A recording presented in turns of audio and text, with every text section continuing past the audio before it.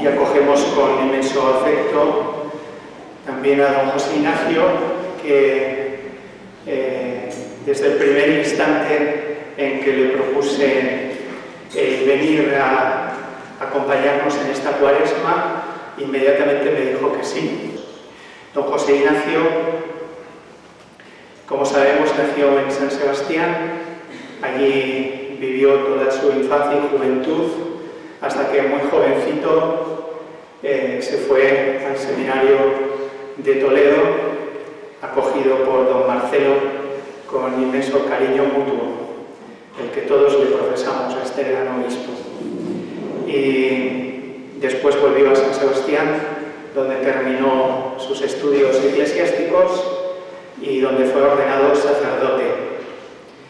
Durante 25 años, quizá alguno más, ¿no?, estuvo destinado en Zumárraga, que es un pueblo de trabajadores con grandes empresas metalúrgicas, y allí vivió, y fue donde un servidor nos conocimos. Pues empezó también con su hermano, sacerdote, don Esteban, al que conocisteis los que empezasteis a escuchar Radio María en los primeros tiempos en los que él era director. Y en ese barrio de Zumárraga estuvo 25 años, se tocó también construir allí la parroquia, ayudar a tantos jóvenes que en aquel tiempo, los años 90, durísimos, estaban sumergidos en las drogas, y ahora también hay una vinculación preciosa con la comunidad del Cenáculo, a la que tanto queremos los dos, y que por ahí estáis, por aquí estáis algunas familias en esta tarde. Así fue nombrado obispo de Palencia en el año 2006, y muy prontito, en el 2009, si no me equivoco, fue trasladado a su diócesis de San Sebastián, y después ha sido trasladado a la diócesis de Orihuela-Alicante, donde, como sabemos, está ahora. Creo que la mayor parte seguramente le conoceréis por Radio María, y algunos otros de los que estamos quizá por aquí, también desde nuestros tiempos jóvenes de todos nosotros, por JRC y por el Padre Mendizábal, que así es. Y por eso está hoy don José Ignacio aquí. Nos va a hablar un poquito de la Virgen y de lo que él vea, con toda libertad. Lo agradecemos mucho. Yo también voy a aprovechar, sabéis que soy obispo de la diócesis de Orihuela-Alicante, y entonces en esa diócesis, entre los tesoros que tiene, uno de los tesoros es que en la ciudad de Elche, pues allí se celebra el Misteri d'Elche, se celebra una representación, digamos, de un auto sacramental que es de la Asunción de la Virgen de los Cielos. Bueno, pues entonces resulta que me he encontrado un artículo del Padre Mendizábal, allá por el año 2000, publicado, porque él había asistido a esa representación, y entonces él hablaba, ¿no?, de esa teología. Entonces, bueno, pues voy a compartir eso, voy a compartir lo que yo creo que es, pues, un acercarnos a la Virgen María desde la perspectiva del misterio de la Asunción de la Virgen de los Cielos, que es lo que se representa en ese Misteri d'Elche. El Misteri d'Elche es en valenciano el Misterio d'Elche, que es así se llama popularmente, ¿no? El misterio, que se llama el misterio. Bueno, pues nada, yo también, como solo también allá donde voy, aprovecho las cosas pues para luego utilizarlas en Radio María o por redes y cosas, pues posiblemente luego, pues cuando compongamos esta charla, igual también echaré mano a quienes la van a componer, a quienes la van a editar, de imágenes de la representación del Misteri d'Elche, pues para que algunas cosas que yo voy a explicar se vean en imágenes de cómo se representan allí. O sea que igual cuando lo publiquemos por ahí en YouTube irá acompañado de imágenes y estáis todos invitados, por supuesto, estáis todos invitados allá a poder acudir a Elche y a estar en esa representación que la verdad es que es maravillosa, es uno de los regalos que tiene la diócesis. Bueno, y dicho eso, voy al toro, ¿vale? Teología del Misteri d'Elche, Teología del Misterio d'Elche. He encontrado pues, un artículo del padre José María Mendizábal que se publicó en el año 2000. El título es El misterio de Elche, Escuela de Mirar al Cielo. Ese es el título. Misteri d'Elche, en castellano, Misterio de Elche, es un drama sacro-lírico medieval que se representa ininterrumpidamente en la ciudad de Elche, provincia de Alicante, desde mediados del siglo XV, ni más ni menos, ¿no? Aunque sus orígenes pueden remontarse al siglo XIII. La tradición oral sugiere que pudo haberse iniciado tras la conquista cristiana de la ciudad de Elche por la corona de Aragón. Digamos, los musulmanes fueron expulsados en la reconquista de Elche en el año 1265 y se cree que a partir de entonces comenzó esa representación del misterio de Elche, ¿no? La documentación más antigua que atestigua su representación es el año 1523. Bueno, ¿de dónde viene esto del misterio de Elche? Vamos a ver.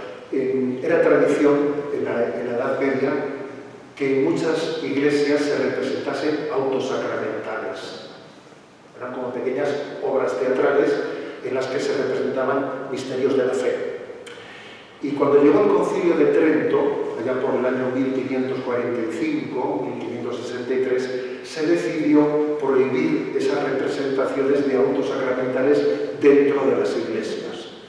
Esa prohibición se hizo para garantizar la sacralidad de los espacios sagrados, así como la liturgia. Se dijo, bueno, esto que se saque fuera y que se lleve pues, a un teatro, a un espacio no sagrado. Pero afortunadamente tenía tal arraigo, la celebración en el templo de la Basílica de Santa María de Elche, de ese auto sacramental, que se pidió al Papa que hiciese una excepción. Y entonces en 1632 el Papa Urbano VIII otorgó una dispensa para que el misterio de Elche se pudiese seguir celebrando dentro de la Basílica de Santa María. Y entonces de ahí viene el asunto. La verdad es que es una auténtica movida esa celebración. Podéis imaginar todo lo que conlleva esa representación, porque hay que montar muchos entramados, porque en la cúpula altísima de la Basílica allí hay que abrir como una ventana desde donde sube la Virgen, con unas poleas de entramados que suben, con muchos actores y el coro de los niños que cantan, que además no son actores profesionales, sino que forman parte de la propia parroquia, ¿no? Es una gran movida, ¿no? El 18 de mayo del año 2001, la UNESCO declaró esta representación del misterio de Elche como obra maestra del patrimonio oral e inmaterial de la humanidad. Entonces, bueno, pues esto tiene un gran arraigo y una gran fuerza. Y entonces, un padre Mendizábal, maravillado de esta representación, escribe este artículo dando rienda suelta a las vivencias que él había experimentado, ¿no? Pero además también hace una lectura teológica, espiritual y existencial de ese misterio de la asunción de la Virgen a los cielos. Además, por cierto, se da la circunstancia de que estamos celebrando un año jubilar en esa basílica, porque se cumplen 75 años de la proclamación del dogma de la Asunción de María a los cielos. Lo proclamó Pío XII en el año 1950. Estamos en el 2025, luego son 75 años de la proclamación de este dogma. El contenido del dogma que definió Pío XII, lo recuerdo, ¿no?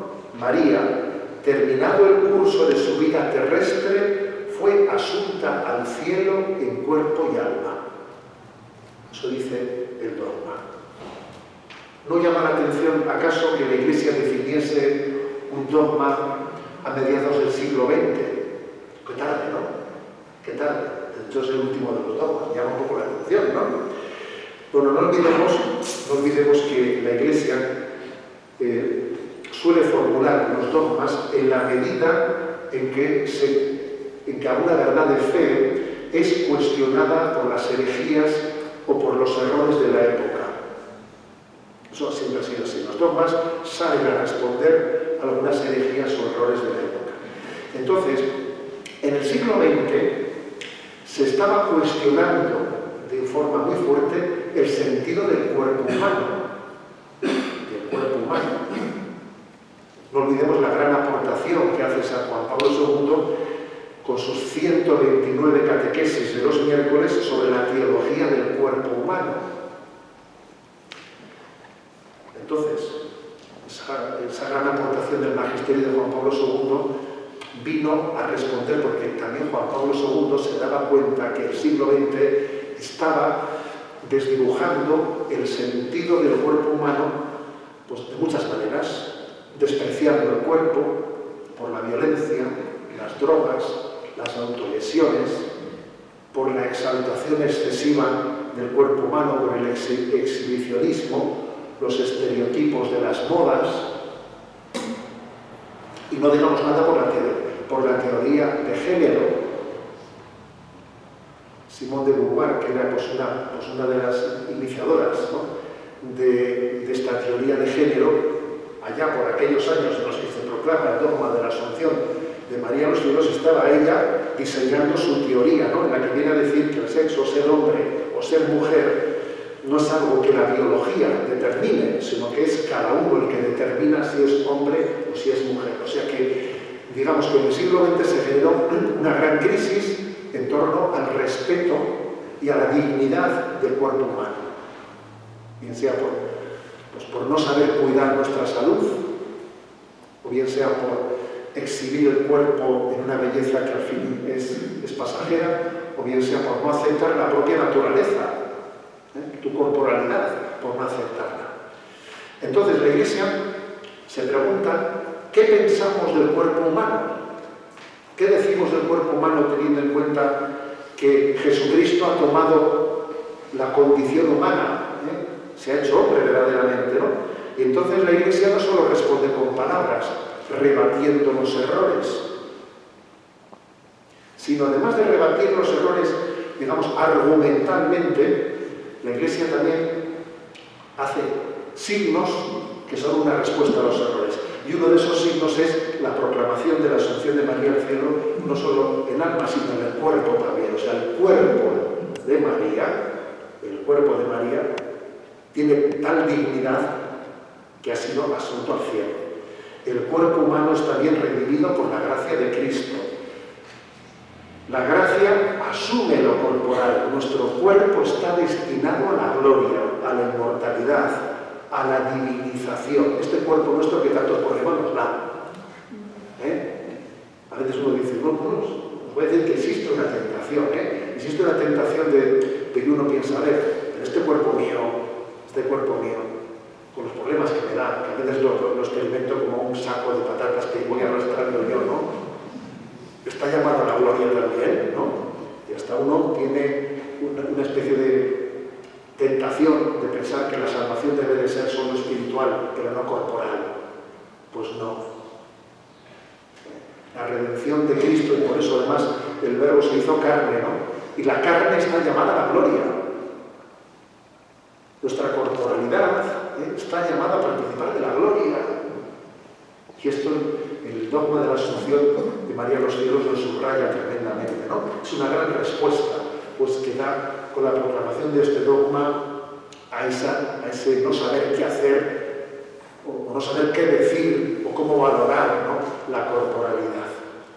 La revelación cristiana, recibida en la tradición, afirmaba que el cuerpo de María no había experimentado la corrupción. Fijémonos en lo que Pío XII dijo en la definición. María, terminado el curso de su vida terrestre, fue asunta al cielo en cuerpo y alma. No dice habiendo muerto, sino terminado el curso de su vida terrestre. Porque Pío XII quiso dejar a un lado la disputa de si María murió o no murió. No entra en eso. Pero hay que decir una cosa, que el misterio, tal y como se representa, sí cuenta la historia de que María murió. O sea, el misterio parte de la hipótesis de que María murió. Pero eso no importa, porque la clave no estaba en que María hubiese muerto o no muerto, sino la clave estaba en que su cuerpo no hubiese experimentado la corrupción, que eso es lo que dice claramente el dogma, que su cuerpo no hubiese experimentado la corrupción, a la manera como lo experimentó Lázaro, porque Lázaro llevaba ya 3 días muerto y dice, mira que huele, cuando le dice, corre la piedra, pero que huele ya que lleva 3 días muerto. O sea, eso es lo que explícitamente dice el dogma, que ella no experimentó la corrupción, como tampoco el cuerpo de Cristo. Cristo sí murió, pero no experimentó la corrupción del cuerpo.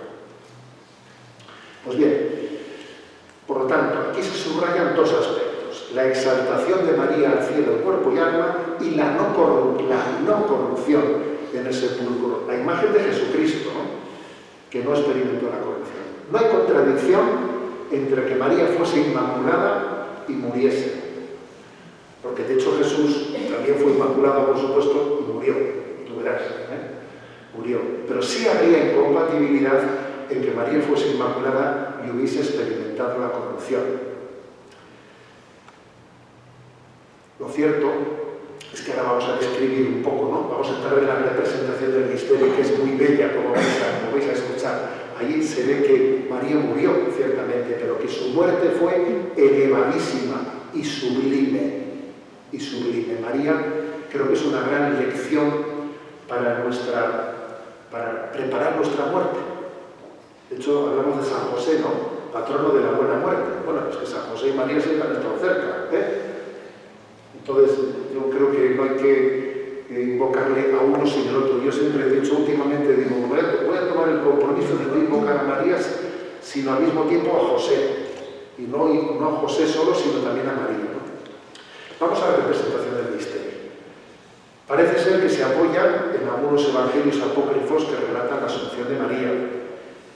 Y lo interesante es que en este auto sacramental se consigue que los asistentes no sean meros espectadores, ¿no?, sino que se vean introducidos en las escenas, ¿no? De hecho, los actores salen a la escena del propio lugar donde están los espectadores, ¿no?, colocados.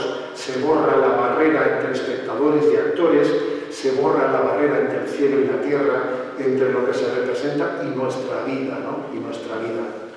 Se nos quiere introducir en ese misterio que se está representando. Se nos quiere hacer contemporáneos o coetáneos con lo que aquí ocurre, ¿no? Además, también, aunque hago un pequeño spoiler, ¿no?, en el momento final, cuando termina la representación del auto sacramental, a todos los que han asistido, todo el mundo va intentando tener un trocito de palma que ha bajado del cielo, porque los ángeles han bajado con las palmas a anunciarle a María que ha llegado el momento de ir al cielo, y entonces todo el mundo coge su cachito de palma para llevarse a la casa. El anuncio, ¿no?, de que ha llegado tu momento de llevar al cielo esa palma, que es una palma de anuncio. Allí todos los asistentes se pelean por tener su trocito de palma. Sin duda, la asunción de María es una réplica a la ascensión de Cristo. Toda la vida de María es una réplica de su Hijo. Por ejemplo, celebramos la fiesta de Cristo Rey, María Reina. Celebramos la fiesta del Sagrado Corazón de Jesús. Al día siguiente, Inmaculado Corazón de María. Pues así, pues se celebra la exaltación de la Santa Cruz. Al día siguiente, pues la Dolorosa. Es decir, que hay una gran conexión entre Jesús y María. Por lo tanto, hay una gran conexión entre la ascensión y la asunción. Estamos todos llamados a replicar la vida de Cristo, tomando ejemplo como María, que María replica la vida de Cristo. Es la perfecta imitadora de Jesús. Entonces, la ascensión de Jesús completada con Pentecostés es como el nacimiento de la vida cristiana.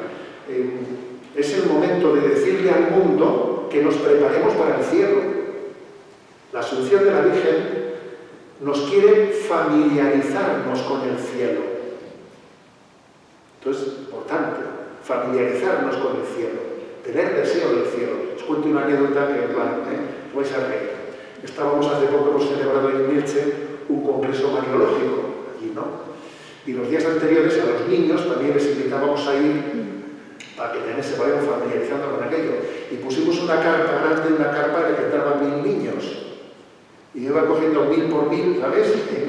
Y escojo a los primeros, allí con 1000 niños, y les hablaba de la asunción de la Virgen al cielo. De repente les digo a todos los niños, ¿queréis ir al cielo? Y claro, los niños se me quedan unos, sí, no. Me di cuenta de mi pregunta, a ver cómo están recibiendo la pregunta. Claro, nosotros hemos sido educados para que esa pregunta tenga una respuesta inequívoca, ¿no? Pero claro, para el niño, ¿quieres ir al cielo? ¿Quieres morirte ahora? ¿Sabes? Entonces el niño dice, hombre, claro, es que yo dije, madre mía, es que esta pregunta hay que prepararla un poco para que se entienda, ¿no? Pero también es cierto que detrás de ese no saber qué responder los niños se esconde, obviamente, que nos falta una conciencia de que nuestra vida es una peregrinación. Nuestro difunto padre, me acuerdo que en nuestros años jovencitos, todas las noches rezaba un Padre Nuestro, cuando estábamos todos juntos antes de ir a la cama, para que toda la familia nos juntemos en el cielo. Padre Nuestro que estás en el cielo, madre mía. El Padre rezaba eso todas las noches. A ver, estaba marcando el rumbo, ¿no? O sea, estaba marcando el rumbo, pero bien marcado, ¿no? Y luego, obviamente, el día que a tu padre le toca marcharse, tú lo entiendes de una manera, pues somos para el cielo, esa es nuestra meta.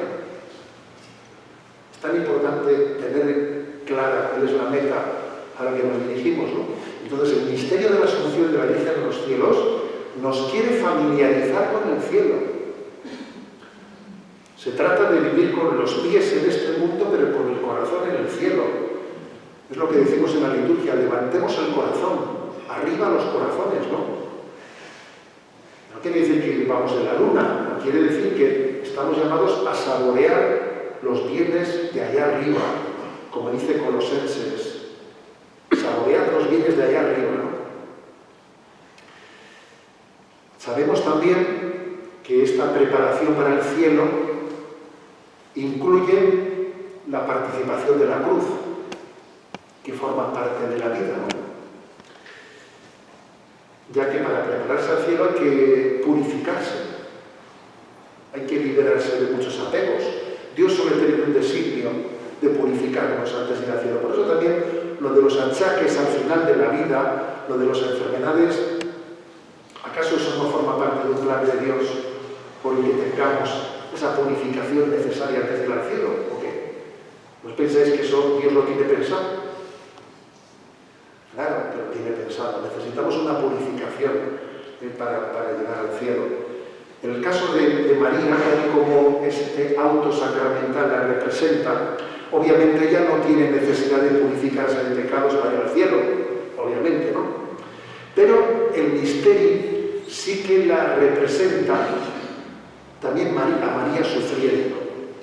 La representa sufriendo porque ella muere de amor. Es una muerte causada por la atracción del cielo. Es como aquello que dice San Juan de la Cruz de muero porque no muero. Muero porque no muero, ¿no? El Padre Mendizábal dice que a la Virgen María se le debió de hacer muy duro que Jesús no lo hubiese llevado consigo al cielo. Eso se le tuvo que hacer duro. Dice, madre, tú todavía aquí tienes tu plan, aquí tenemos un plan para ti, yo voy, pero tú aquí te quedas. Eso se le tuvo que hacer duro, así lo piensa él, ¿no? Entonces, pues, incluso el misterio de Elche hay un momento en el que la Virgen canta, ¿no? Se canta en valenciano, es un valenciano antiguo, el que se canta, pero dice, hay triste vida corporal. O sea, María también sufre por no estar en el cielo. Obviamente a ella nada en esta tierra le podría atraer o cautivar, ¿no? Después de haber conocido a Jesucristo. Su deseo estaba en el cielo, ¿no? Pero al mismo tiempo ella supo dominar esa pena de la ausencia, supo dominarla, vivió en una oración anhelante. Yo creo que nos podemos imaginar que la Virgen se plantearía con frecuencia lo de San Pablo, San Pablo que decía que con mucho lo mejor es marchar, ¿no? Pero si Dios quiere que me quede, pues me quedo, ¿no? O sea, eso que dice San Pablo, pues posiblemente la Virgen María sería, pues tú verás, ¿no? María, de hecho, pues si el Señor quiere que esté aquí será por algo, ¿no? María está llamada a desplegar su solicitud maternal hacia la Iglesia. Y en el Misteri se pone de relieve la íntima unión de María con los apóstoles. María no marcha de esta vida sin haber congregado a la Iglesia en torno a ella. Entonces, se congregan los 12 apóstoles allí para despedir a la Virgen María. Allí ha bajado una recién y un ángel del cielo, ha bajado, ¿no?, con una palma para anunciarle a la Virgen que ha llegado el momento de que vayas al cielo, y entonces se convoca a los 12 apóstoles para despedirla. Es algo bellísimo, ¿eh? De esta manera se representa a María como madre de la Iglesia. Se convocan a los 12 apóstoles. Ha llegado el momento de despedirle a ella. Y cuando llega la muerte de María, que no es castigo de sus pecados, sino que es asociación al amor de su Hijo Redentor, María muere de rodillas. Es curioso, está de rodillas. Está de rodillas, orando, sin agonía, y muere de amor. Muere de amor, ¿no? En su canto, de repente, cae para atrás y muere de amor. Su muerte podemos decir que es una muerte voluntaria, porque tiene ese deseo de estar con Cristo.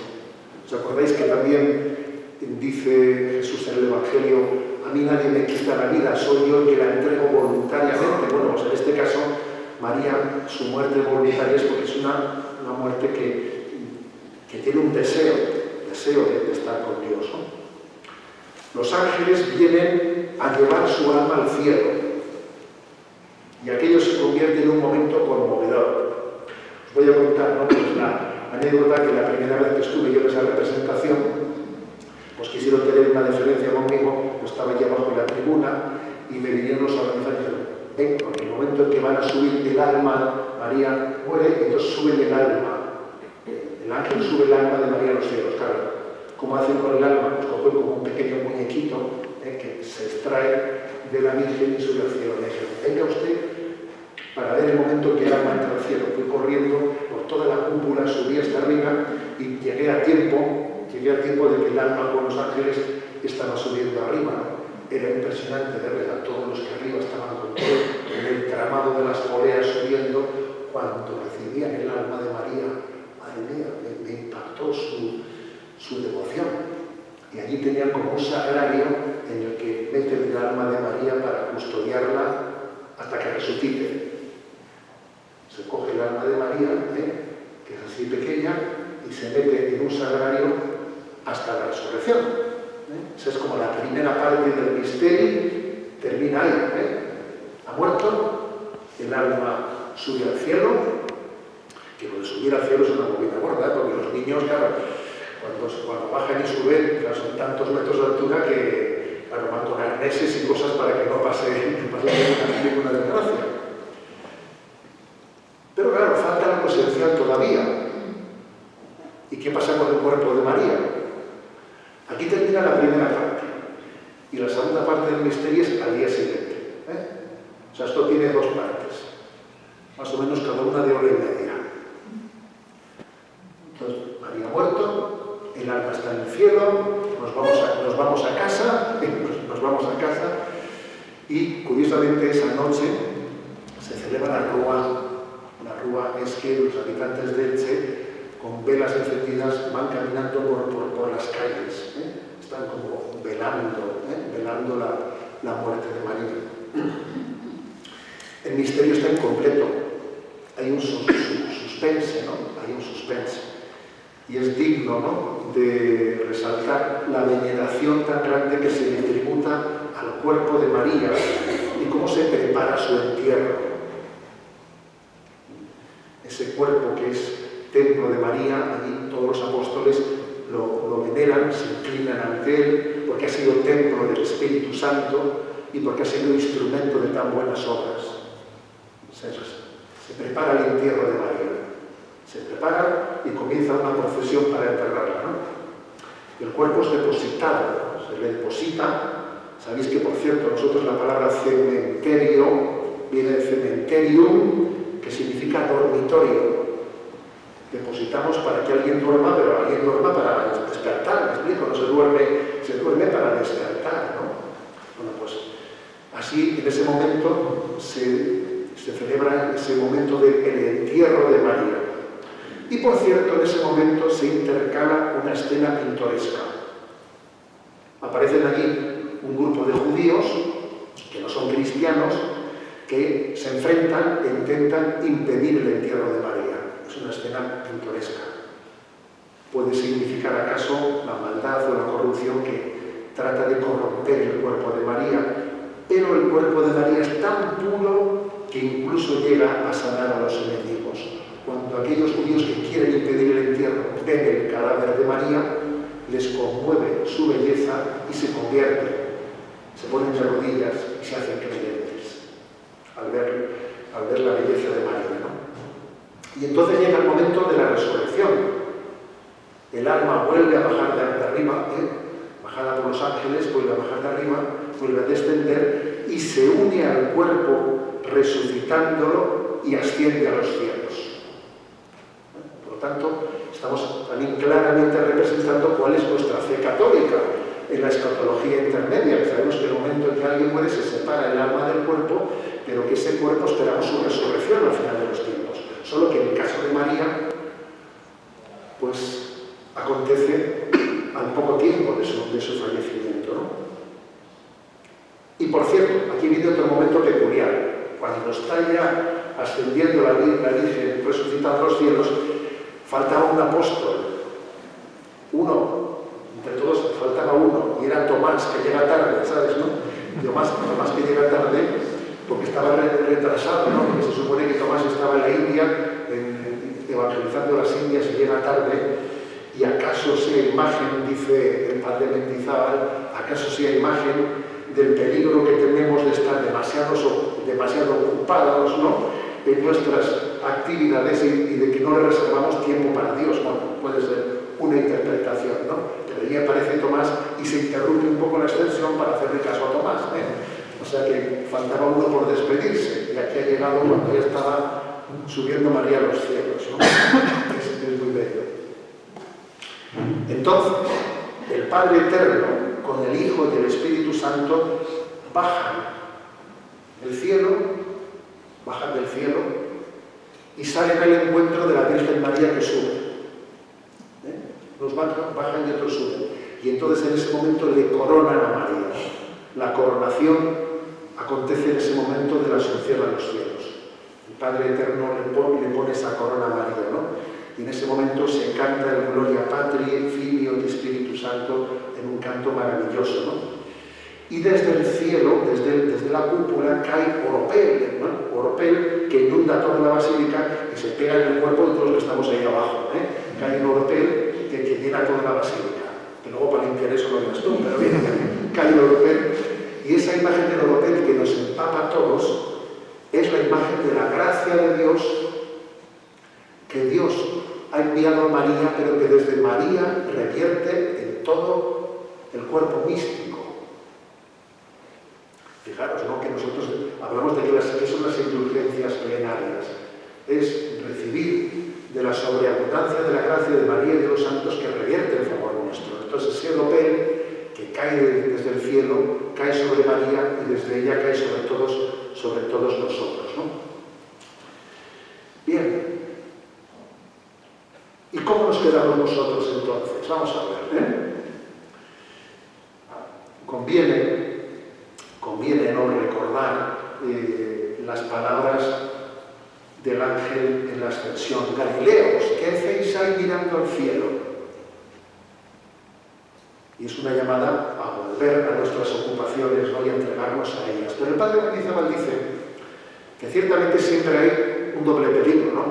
Por una parte, el de un espiritualismo desencarnado, que se quede mirando al cielo y se olvide tiene que afrontar el día a día.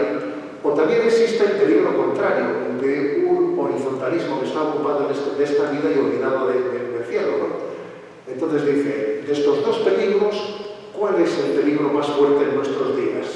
Hombre, sin duda, el segundo, implico, el segundo peligro es el más fuerte en nuestros días. No digo que no exista peligro también de espiritualismo, pero en nuestros días bastante menos, ¿sabes?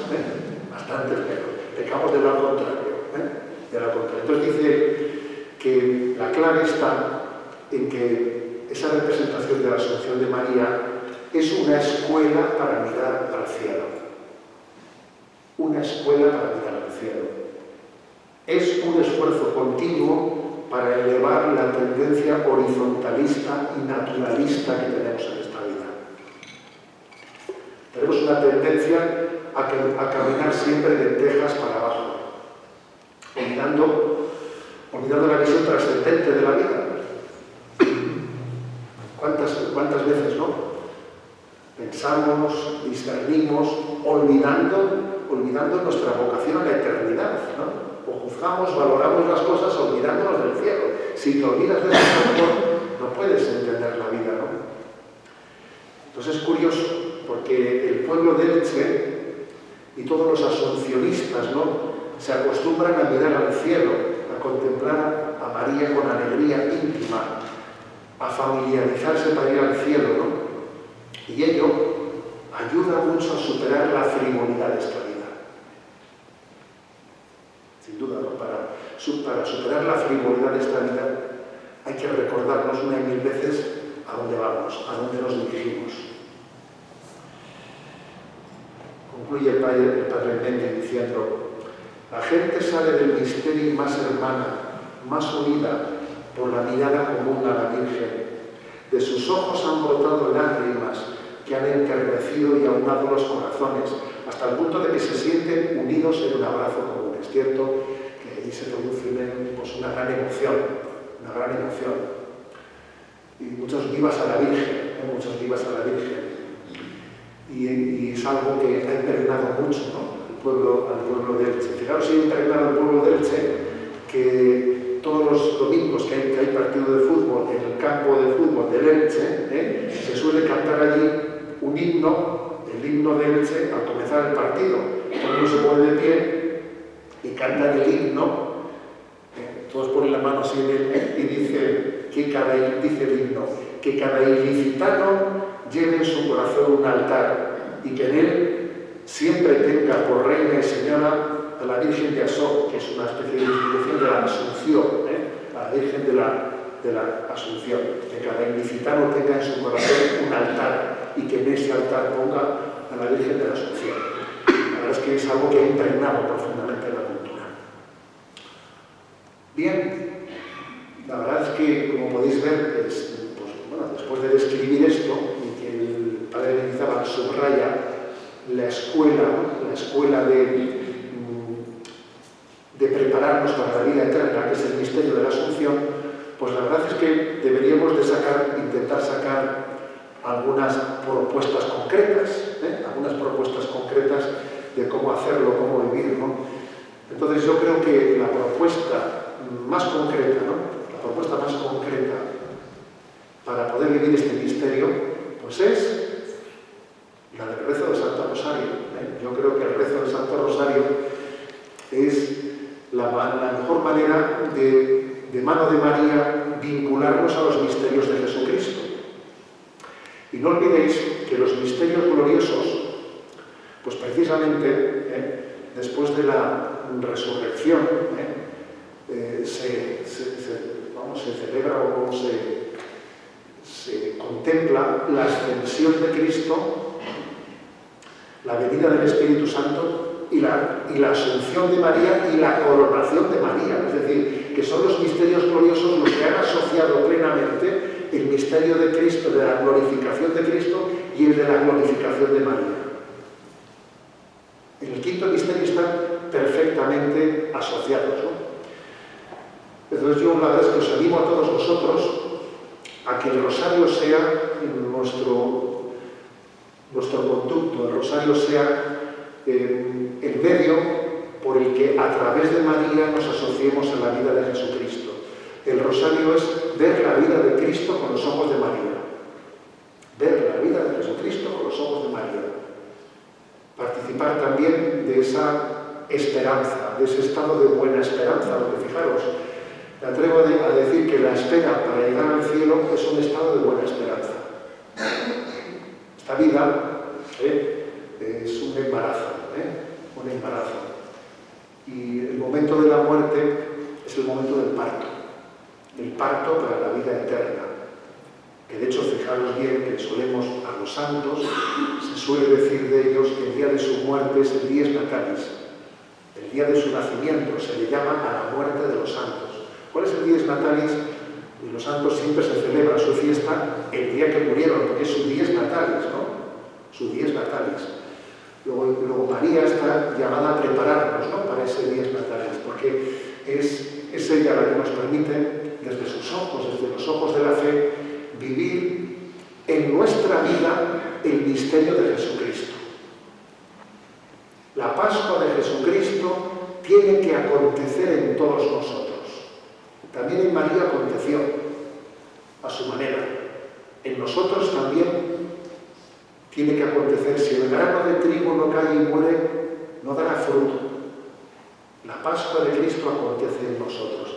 Lo importante, sin duda alguna, es que vayamos de la mano de María para que esa Pascua la vivamos verdaderamente con la esperanza cristiana, con esa expectación con la que María vivió ese momento definitivo del encuentro con el Padre, con el Hijo y con el Espíritu Santo.